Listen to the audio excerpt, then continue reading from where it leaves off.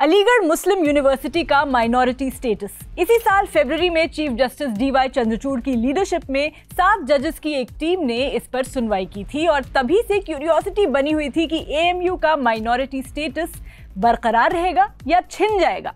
अब supreme court के फैसले में 4-3 की मेजॉरिटी से कोर्ट ने अपनी 1967 की पुरानी रूलिंग बदल दी। इस पुरानी रूलिंग में कहा गया था कि AMU एक अल्पसंख्यक संस्था नहीं है। बट इसमें एक पेच ये है कि अब भी ये फाइनल फैसला नहीं है। अब एक अलग बेंच ये तय करेगी कि AMU को अल्पसंख्यक माना जाए या नहीं। तो क्या है AMU के माइनॉरिटी स्टेटस का विवाद और एजुकेशनल इंस्टीट्यूशंस में माइनॉरिटी स्टेटस से होता क्या है, इसी पर बात करेंगे वीडियो में। मेरा नाम है हरीम और आप देख रहे हैं स्विच। एजुकेशनल इंस्टीट्यूशंस के माइनॉरिटी स्टेटस को समझने के लिए समझते हैं कि AMU का ये पुराना विवाद है क्या। AMU का अल्पसंख्यक दर्जा पाने का ये विवाद 50 साल से भी ज्यादा पुराना है। बात है 1967 की, जब सुप्रीम कोर्ट में AMU एक्ट में हुए 2 बदलावों को चुनौती दी गई थी। इन बदलावों में कहा गया था कि मुस्लिम समुदाय जिसने AMU की शुरुआत की थी अब इसे नहीं चला सकता, लेकिन आर्टिकल 30 के तहत ये उनका हक है। ये 2 बदलाव क्या थे ये समझ लीजिए। पहला बदलाव 1951 में हुआ, जिसमें नॉन मुस्लिम्स को AMU की गवर्निंग बॉडी यानी यूनिवर्सिटी कोर्ट में शामिल होने दिया गया। साथ ही AMU में लॉर्ड रेक्टर करके एक पोजीशन होती थी, उसे विजिटर से रिप्लेस कर दिया गया। AMU का विजिटर प्रेसिडेंट ऑफ इंडिया को कहा जाता है। फिर 1965 में दूसरा बदलाव हुआ, जिसमें यूनिवर्सिटी कोर्ट के पावर्स कम कर दिए गए और AMU की एग्जीक्यूटिव काउंसिल को ज्यादा ताकत दे दी गई। इन 2 बदलावों के बाद 1967 में कोर्ट ने कहा कि AMU को मुस्लिम समुदाय ने ना तो बनाया और ना ही चलाया, बल्कि ये एक एक्ट के जरिए केंद्र सरकार ने स्थापित किया था। इसे ही 1967 का अजीज बाशा केस कहते हैं। इस फैसले के बाद 1981 में सरकार ने AMU एक्ट में एक और बदलाव किया और कहा कि AMU का मकसद भारतीय मुसलमानों का कल्चरल और एजुकेशनल एडवांसमेंट है। तो इस तरह से ओवर द इयर्स AMU के माइनॉरिटी स्टेटस को लेकर काफी कंफ्यूजन रहा, क्योंकि जहां एक तरफ कोर्ट ने बोला कि उसे मुस्लिम समुदाय ने ना बनाया ना चलाया, तो वहीं बाद में इस संस्थान का मकसद मुसलमानों की शिक्षा और प्रोग्रेस बताया गया।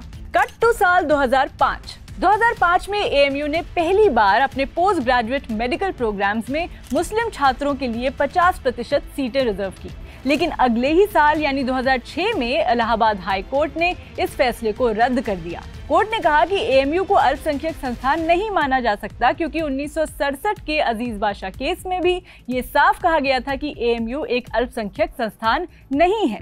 फिर इस हाई कोर्ट के फैसले को AMU ने सुप्रीम कोर्ट में चुनौती दी। 2019 में इस पूरे मामले को सुप्रीम कोर्ट की 7 जजों की बेंच को भेजा गया और उसी पर इस साल फरवरी में सुनवाई हुई और आज यानी 8 नवंबर को इस पर एक फैसले में सुप्रीम कोर्ट ने यही हिंट किया है कि AMU का माइनॉरिटी स्टेटस रहेगा। बट अगेन ये 7 जजेस की बेंच थी और अब 3 जजेस वाली बेंच फाइनल फैसला सुनाएगी। तो अब समझते हैं कि किसी संस्थान को माइनॉरिटी स्टेटस कब मिलता है और उससे क्या होता है। दरअसल 2006 में संविधान में एक नया आर्टिकल जोड़ा गया, आर्टिकल 15(5), जिसके तहत अल्पसंख्यक शिक्षण संस्थान SC/ST के लिए सीटें रिजर्व नहीं करते और एक पर्टिकुलर कम्युनिटी के लिए संस्थान में सीट्स रिजर्व्ड होती हैं। इस साल केंद्र सरकार ने कोर्ट में कहा कि अगर AMU को अल्पसंख्यक माना गया तो ये SC/ST, OBC, EWS के लिए रिजर्वेशन नहीं देगा, लेकिन मुसलमानों के लिए 50% या उससे भी ज्यादा रिजर्वेशन दे सकता है। इतना ही नहीं, AMU का प्रशासनिक सेटअप भी बदल सकता है, जिससे ये एक नेशनल इंस्टीट्यूट होते हुए भी बाकी संस्थानों से अलग हो सकता है। फिर AMU की तरफ से कहा गया कि इसका अल्पसंख्यक दर्जा जनहित के खिलाफ नहीं है। संविधान अल्पसंख्यकों को कुछ खास अधिकार देता है और ये इसी का हिस्सा है। AMU का कहना है कि अल्पसंख्यक संस्थानों को रिजर्वेशन से छूट देना दरअसल संविधान में सामाजिक संतुलन बनाने का तरीका है। तो मुद्दा यह है कि चूंकि AMU का मामला कोर्ट में चल रहा है और फिलहाल उसे माइनॉरिटी इंस्टीट्यूशन माना जाता है, तो वहां SC/ST के लिए फिलहाल रिजर्वेशन लागू नहीं है और मुस्लिम छात्रों के लिए 50% सीटें आरक्षित की जाती हैं। आपको बता दें कि सर सैयद अहमद खान ने 1875 में अलीगढ़ में मुहम्मदन एंग्लो ओरिएंटल कॉलेज की स्थापना की। उनका उद्देश्य था कि भारत के मुसलमानों को मॉडर्न एजुकेशन मिले, क्योंकि उस समय मुसलमानों को सामाजिक और शैक्षिक रूप से पिछड़ा माना जाता था।